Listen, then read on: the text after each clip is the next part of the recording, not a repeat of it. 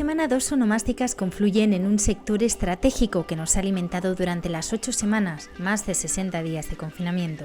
El sector agrario celebra este fin de semana su patrón, San Isidro Labrador, y el Día Mundial del Reciclaje, en un sector donde la valorización de los plásticos agrícolas y de los envases de los productos que utilizan no deja de crecer. Es curioso cómo siglos después se repite la historia. Si en el siglo XIII el patrón de aquel labrador madrileño vigiló las condiciones en que realizaba su trabajo para descubrir que no eran esclavos sino bueyes guiados por ángeles los que labraban mientras el santo rezaba, hoy, 800 años después, los labradores vuelven a ser inspeccionados, esta vez por trabajo, en busca de situaciones de esclavitud, abolidas en España hace 5 siglos. Algo que ha soliviantado a un sector orgulloso de su labor estratégica, acusado nuevamente por quien le gobierna de unas prácticas ajenas a la agricultura, donde el salario mínimo interprofesional impera y la mano de obra, pese a los 4 millones de parados, escasea. Madrid, Madrid, Madrid. Reflejo de la España en que nací. Con esta carencia de chotis, avanza la comunidad autónoma en una desescalada que para los de la capital parece no tener fin. Desde luego que la reactivación económica no va a ser igual en toda España, mucho menos en Madrid, donde a falta de criterios objetivos conocidos ni cerebros expertos ocupados en el asunto, la sombra del amiguismo político alimenta sospechas de lastrar la llegada de la neorrealidad. Parece que vamos sabiendo más del virus, de este coronavirus causante de la terrible COVID-19 que sigue acechando fuera de casa, pero al que ya hemos perdido el miedo. ¿Será que las escenas vividas en terrazas y locales de allí donde tuvieron la suerte de estrenar la fase 1, o esas concentraciones de cayetanos, no había nombre más castizo, en Madrid, hacen ser más cautos aún en la desescalada ante el temor cada vez más real de nuevas oleadas víricas? No ayudan a rebajar el miedo en los datos del primer estudio de seroprevalencia realizado en España, que nos muestra que con solo un 5% de la población inmunizada han fallecido casi 30.000 personas. Da vértigo hacer la cuenta para ver cuántos muertos más nos faltan para alcanzar la inmunidad del rebaño, que los inmunólogos sitúan en el 60%.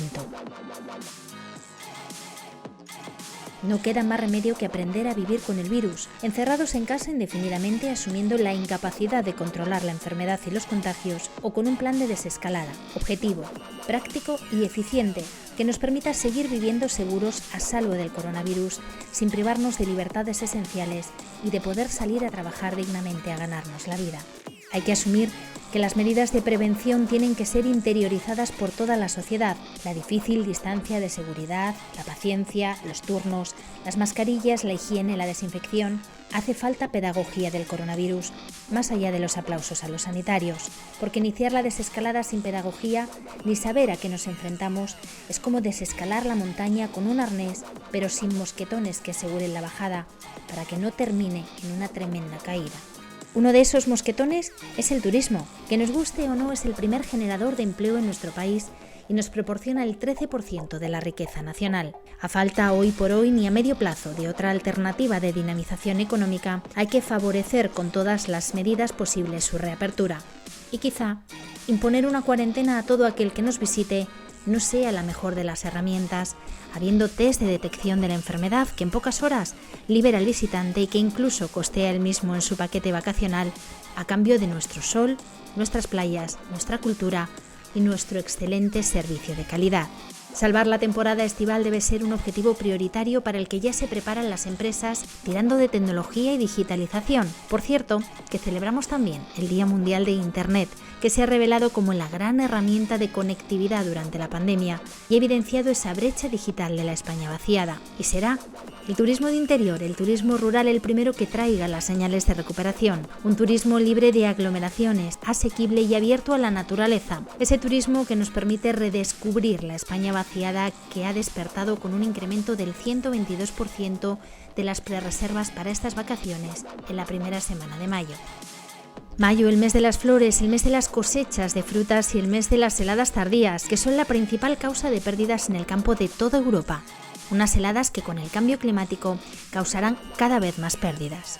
Como hemos comprobado esta semana con una intensa actividad tormentosa con cuantiosas precipitaciones, muchas de ellas acompañadas de pedrisco, que han afectado a varios cultivos muy repartidos entre diferentes zonas de la península. En total, se calcula que se pueden recibir declaraciones de siniestros en más de 38.000 hectáreas. Hectáreas de regadío, la mayoría de ellas, y que cada vez serán más, porque el Parlamento Europeo ha dado luz verde a la nueva norma que amplía los usos de agua regenerada para su reutilización. En Europa se multiplicará hasta por 6 la cantidad de agua reutilizada para riegos agrícolas o para usos industriales. España ya es líder europeo en reutilización de agua, dado que es el país que más volumen de agua reutilizada produce y ocupa la 5ª posición a nivel mundial en cuanto a capacidad de reutilización instalada.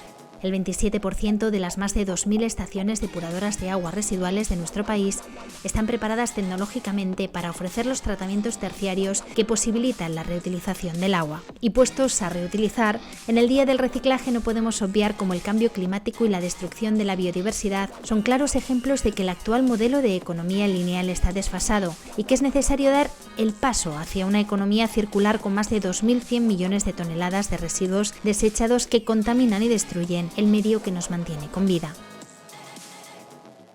Cada 17 de mayo se celebra en la Tierra el Día Mundial del Reciclaje, una jornada en la que se recuerda la necesidad de esa transición hacia una economía circular basada en el reciclaje y en la que se trata de concienciar sobre la importancia de este procedimiento para preservar la salud del medio ambiente. No obstante, y a pesar de la concienciación ciudadana, el mundo está aún muy lejos de alcanzar ese modelo económico basado en el reciclado.